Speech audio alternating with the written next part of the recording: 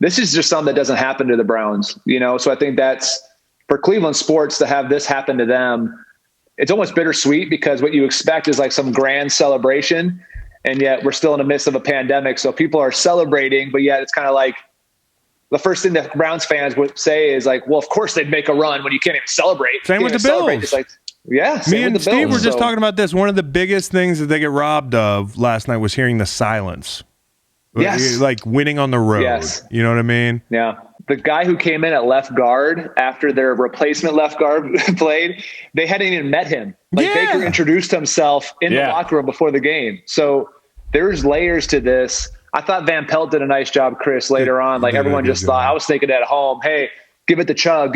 And he kept trusting Baker with the play action game. And Baker was being decisive on that one drive where they ate up some time in the fourth quarter to get that last touchdown. I thought that was gutsy of him to kind of go to that because everyone's thinking just give it to Chubb or Hunt and let them run. Yeah. Instead, he was able to. And then even early in the second quarter, remember that 3rd and 6, Pittsburgh had just scored. I think it made it 28-7. And you're saying, oh, gosh, it's 3rd and 6. Baker gets it. He scrambles, puts his head down and gets the first down, like right at the marker. Right. If that's a 3 and out and they punt, you almost kind of felt like, okay, it's going to be 28-14 at half. Pittsburgh's going to take a deep breath and this thing could get dicey. It wasn't easy. They're in the Browns have corner 5 through 7 out there with the guys that they have out. Denzel Ward didn't play.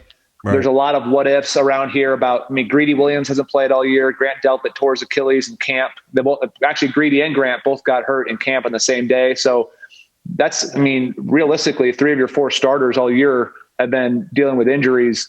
They had to play, everything had to go right for them. They had to play a ton of zone, make Ben check it down. They did. But Ben still threw for 500 yards. Pouncey had to try to snap the ball through the uprights. Like, was it Max Garcia in the Super Bowl? Remember? Yeah. Remember when you and me were probably rooting against the Seahawks in that Super Bowl, James? So like, these motherfuckers, we beat them every year. They're about to just drag somebody on the world's biggest stage. It snowballed the same way. Once you saw that snap, you were like, oh my God, dude. Because this was a game, me and Steve were talking about it. I know you're a big gambler. We were like, everybody was like, it's an under night. Steve was crushing the unders this weekend. But that game, if you were going to win a close, low-scoring ball game, that just totally flipped it on its head. I don't know. What do you think about this, James, Steve? Resting people. We talked about this week 17. You got to be careful. Not only resting people because they came out flat, but also letting a team in from your division, that you're going to have to beat 2 weeks in a row. Have we all learned our lesson on this now? I honestly, when I saw it, that's what I said last night to Shell. I was just like, the ironic thing about this whole thing is that by Pittsburgh resting guys, they basically just said, go ahead, Cleveland, get in, and had almost like an arrogance that we can beat them full strength. Now, I don't know if you noticed this. I noticed about and Ben can say whatever he wants, but a couple months ago, I noticed him like in games he had somebody who kept rubbing his elbow. Yeah. And like during the game, and you start thinking to yourself, okay, either he's doing it, like he's not doing it to stay warm. So there has to be some discomfort because you can put a hot pack on your elbow if you want it to stay warm. Right. So, but he always had somebody on the staff kind of rubbing it. He would always be moving it. And he made some throws last night that were good. He made some that were bad. Not every interception was on him. No. The one was off the receiver's hands. One was batted up. A nice play by the D lineman. But you wonder if that was Tomlin saying to Ben, hey, do you need a rest? Do you need a week off? Would you like one? Get some reps off you. Right. We'll never know unless we're in that locker room. The more surprising thing was I thought that the Steelers D-line a week ago, week 17, pushed the Browns around a little bit. Even though in the game they lost, they pushed them around. Yeah. Where this line, missing Batonio, you're thinking, oh, goodness, how are they going to do it against Cam Hayward and with Watt back and all this? And yet the Browns O-line was more physical from the jump. And the Steelers were flat. Like, I don't know what happened to this defense, man. Last year, me and Steve talked about this before where it's like, I don't know if, and you can attest, when your offense isn't scoring, sometimes you put the death grips on things. And I feel like they were in that mode. But look at what happened to Pittsburgh's defense the last 8 playoff losses. They gave up 48, 45, 36, 23, 30, 29, 31, and 31. That flips the whole steel curtain defense cliche on its head. It almost makes last year feel like it was an outlier. And since week 11, they were getting up 10 more points a game. So even with Ben's struggles, again, I talked about this when we were just talking about LA and Seattle. I'm looking at Russ, but I'm looking at the Seattle defense too. And obviously I still respect Cleveland, that sort of thing, but to come out here and give up that many points, if you're just competitive, you might win that game. I mean, I know. And since week 11, I mentioned that, like Devin Bush, Bud Dupree, these are big losses. They missed Joe Hayden. So when I talked to a dude in the league last night, he said that, and I agree with this, outside of rushing the passer, Bud Dupree is as good at everything that Watt does. And obviously that's a big outside of asterisk, but because that's what makes you money and changes games. But Bud Dupree was such an engine for that defense. And in the middle of the field, you mentioned this, I don't want to see Spillane on, all due respect to Spillane, I don't want to see him guarding Juice Landry on big conversion situations. He killed them in the middle of the field, killed them. And he is one of the most underrated players in the game, period. Even as much as we talk about him. I mean, the smarts he has to not blow up Spillane on that big run into their territory late in the game. I mean, he's just like a complete football player. I love him, dude. And he was like their most valuable dude last night. I think he set the culture up there. If you remember the Hard Knocks when everything was dysfunctional and he had that whole rant about it's contagious. But like his whole point was taking the reps seriously, giving everything you had. And that was at a point where, and we've been in losing locker rooms, like you need people to try to really demonstrate how you flip things around. And he's been consistent. Early in the year, he wasn't getting much production. They were asking him, like a new coaching staff comes in, and basically he goes from this main producer and they're asking him, hey, can you block? Can you strain on the outside? Like we want to establish this run game. There was no noise about him complaining at all about who's getting the rock. Let's go. Like, let's just compete. And you see that week in, week out from him. He's competitive. And I think he's been a culture setter for Stefanski and those guys in that locker room. It's one more thing on the whole narrative too. When they beat the Steelers, it was almost like the Browns won the Super Bowl in town. Like Browns media was like, finally, the curse is over. We made the playoffs. I think there was a natural exhale. Like, all right, we accomplished our goals. We made the playoffs. Whew, everyone get off our back in Cleveland. But as Stefanski got COVID, as you found out Denzel Ward might not be back, Batonio's out, the narrative changed from like happiness to, oh, Browns don't stand a chance. They're going to get smoked. And I think it almost refocused the group. I do, to where it went from like, because you can say all you want, like when you've been in a drought that long, you can say, oh, no, that's just another game. We're just happy, we're looking to that's not our end goal. Okay.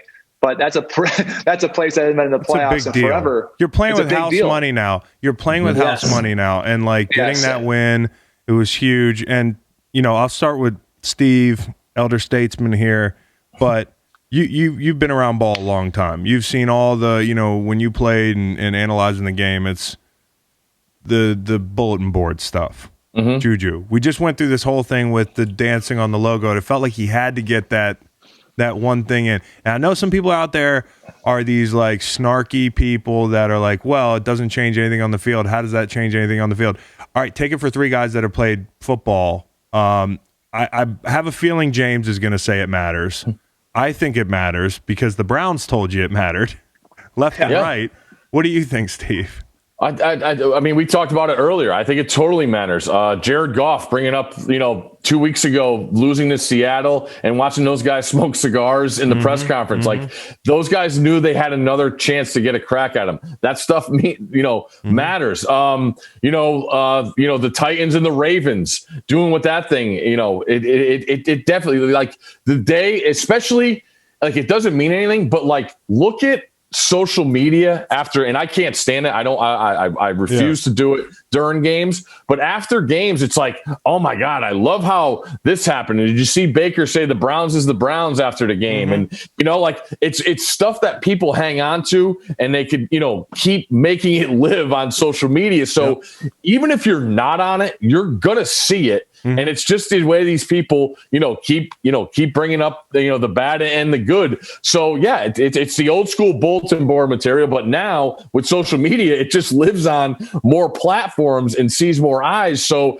it's everywhere. It's in your face. It's in your face. You can't get away with it. And I to James's point about Cleveland, like I said last week when we knew the matchups here, normally you're like, oh my God, we got over the hump, and we made the playoffs, but we got to play Pittsburgh again, and they've been our nemesis. Like I totally thought the opposite. I thought Cleveland with Baker and Juice Landry just having that new identity as a team, being like, screw that. Like this is our opportunity, and nobody thinks we could do it because of this BS that happened in years prior when none of us were here. We know what we got here. Let's go do it. And it was really, really cool to see how strong. I mean, that's a locker room game, man. Nobody thought they could do what they did. No. And only the guys in that locker room, could do it. And it's awesome. Good for them. We've been wrong about them. Sorry to cut you. We've been wrong. We've been wrong about them. No doubt about it. And, we put, you and I picked apart them and the Colts resumes all year. Who did they beat? Have they beat, what's their best win? And, you're just trying to, you're obviously rooting for the best for the guys. And to me, when you get to that stage, and this, I'm sure we're going to talk about, the national championship, when they get to the stage, the Browns are at this, peak of the season. They're going to Pittsburgh. We know what's at stake. I want these teams to play well, man. You work all this time and you get to this point, and they did, and I always say, if you play well, good things are going to happen. It's just, you get some of those breaks, and Pittsburgh didn't get them, and Cleveland capitalized because they capitalized. Pittsburgh gave them a break late. But they still, that fourth down too. Tomlin, we haven't even talked about that. I'm going for it 10 out of 10 there. And I know hindsight, but I mean, I'm sitting there like, did I really watch this game for 3 hours hoping for a comeback to see some drama, and we just gave up on it? Like, what are we doing? That game could have been a lot closer at the end. I think we know that. But good for the Browns. You've got Cleveland coming up, or you've got Kansas City coming up rather. I don't think anybody's going to give them a shot there either. But can their O-line do enough in the run game to keep that thing close? I mean, matched up with the Chris Joneses, the Frank Clarks of the world. James, when you see Kansas City's defense, can they – and this lends itself to the conversation we often have. If you're playing Kansas City, do you think that you try to play keep away, or do you attack?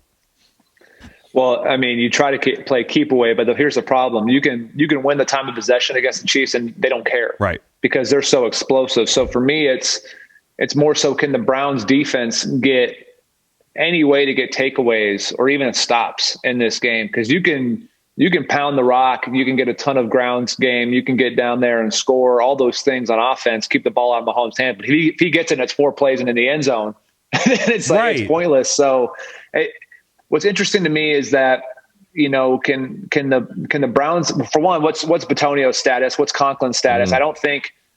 Boy, the deeper you get in the playoff run, and you would know this more than me going through the run, as you get deeper in the playoffs, your room for error. I mean, you can't go into this thinking you're going to get gifts that the Steelers just gave you. Right. And so you can't assume Mahomes is going to be inaccurate. It's going to go off a receiver's hands. You're going to get picks.